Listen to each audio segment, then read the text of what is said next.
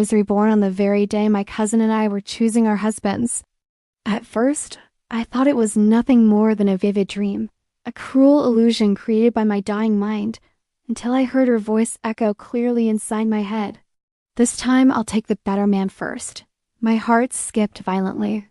In that instant I realized I hadn't merely returned to the past, I could hear people's thoughts. More importantly, my cousin remembered her previous life too. Otherwise, she would never think like this. I almost laughed. In our last life, she had pushed the man I married toward me and chosen the violent one for herself, convinced she had made the wrong choice. She had no idea that the gentle man I married was the true monster. We were seated in the grand dining hall of the Ravenwood estate in Northbridge City, where the influential Ravenwood family arranged marriages like business contracts rather than unions of love. Across from us sat two men. Alexander Crow, the eldest son and heir of Ravenwood Holdings, radiated authority without saying a word. His sharp features, cold eyes, and silent composure made people uneasy simply by existing. Beside him sat Julian Crow, the younger and illegitimate son. He wore a constant smile, spoke gently, and appeared every bit the considerate gentleman, but beneath that warmth hid cruelty, jealousy, and an insatiable hunger for control. I didn't need to turn my head to know who my cousin would choose. Her thoughts were loud and impatient. I won't let her have him again. As expected, Clara Bennett stood and walked toward Julian, her expression shy and sweet. "Hello, I like you," she said softly. Outwardly, Clara looked delicate and harmless, but her thoughts betrayed obsession. I loved you even in my last life. In the past, she'd been blinded by Julian's affection, never realizing his kindness came from resentment toward his brother. Everything he did for her had been meant to provoke Alexander. My uncle cleared his throat and turned to me. "Evelyn, since Clara has chosen Julian, you will marry Alexander. In my previous life, Clara had married Alexander and suffered endlessly. He was cold, distant, and ruthless. She tried desperately to win his favor and was met only with violence. Childless and disgraced, she was eventually cast out. Meanwhile, I married Julian and lived a life that looked perfect to outsiders.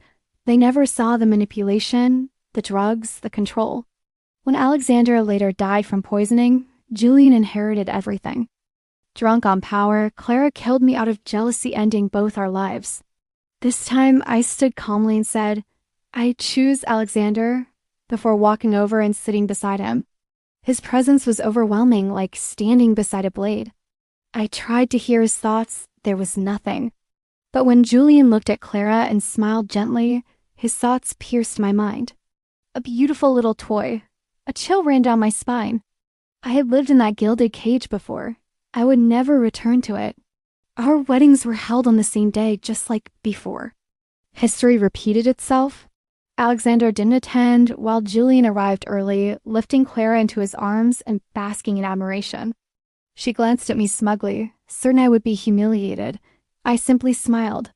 When whispers spread through the hall, I stepped forward and calmly explained that Alexander had urgent business matters and entrusted me to represent him. The murmurs stopped instantly. Even Madame Crow, the family matriarch, nodded in approval. Clara's thoughts burned with anger. "Just wait, I'll embarrass you during the tea ceremony." But I already knew her plan. When the ceremony began, I sidestepped at the final moment. Clara lost her balance, spilling hot tea over herself. The hall fell silent as Madame Crow's expression darkened. From that moment on, Clara lost her favor. That night, Alexander returned home. I treated him with respect and distance, proposing a marriage of cooperation rather than affection. To my surprise, he agreed without hesitation.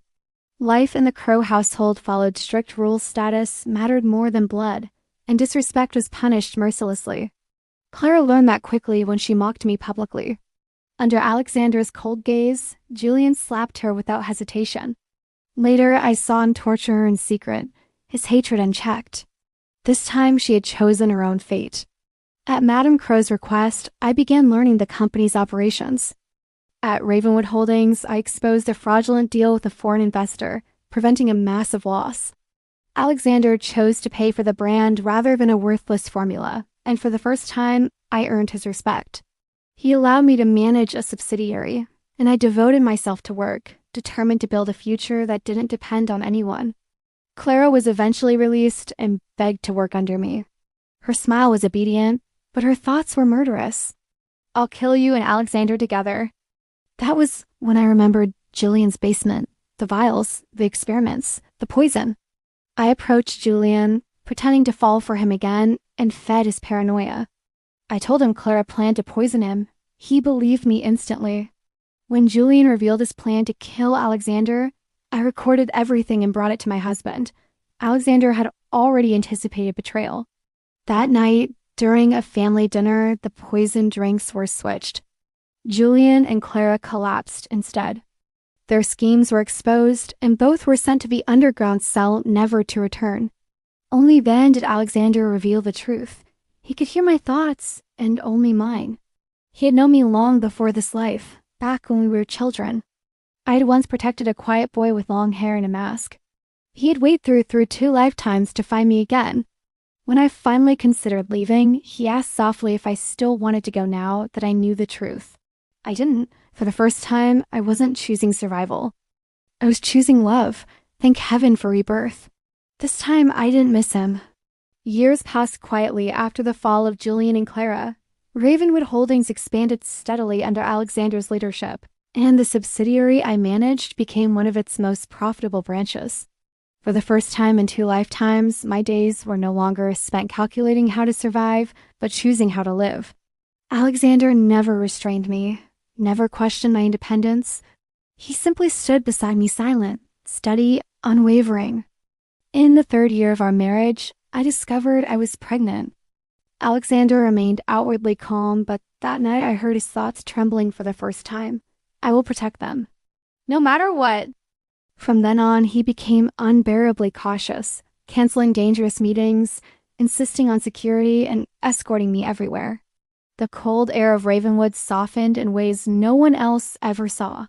I gave birth to twins, a quiet, observant boy with Alexander's dark eyes, and a fierce girl who gripped my finger the moment she entered the world, crying as if declaring her existence.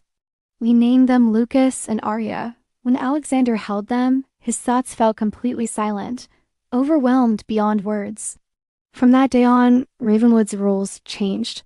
No one dared raise their voice in the twins' presence.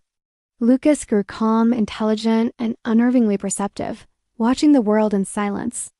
Arya was fearless and sharp-tongued, clinging to me while challenging anyone who crossed her path. Together, they were chaos and balance, 2 lives that anchored me fully to this world. Sometimes, as I watched Alexander teach Lucas chess, while Arya sprawled across his shoulders, I thought of my past life of cages, fear, and silent endurance. It all felt distant now, like a dream fading with morning light. The voices in my head had grown quiet, not because my ability vanished, but because I was finally safe. One night, as Alexander held me and the twins slept between us, I realized something simple and terrifyingly precious.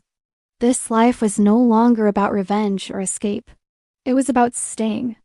And this time, I would protect what was mine just as fiercely as he always had.